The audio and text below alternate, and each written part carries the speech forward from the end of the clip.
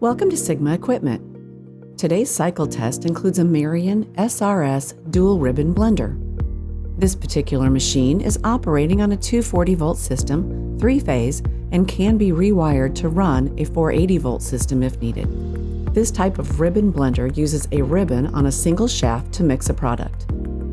This specific blender has two ribbons oriented in different directions on the same shaft, allowing the ribbons to push the product two different ways to achieve a homogeneous mixture. These types of blenders are typically used for powders and other dry products. This unit also features a manual gate discharge under the trough when the blended product is ready to be released. This ribbon blender is jacketed and includes 4 valves to help with the temperature control of the product inside.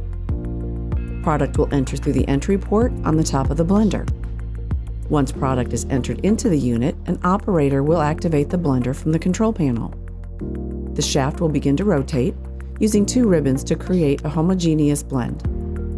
Once the blended product has been deemed consistent, an operator will use the manual gate discharge to empty the blender. If you found this video helpful, please like and subscribe to our channel. To learn more about this single shaft ribbon blender and other equipment, please visit us at sigmaequipment.com.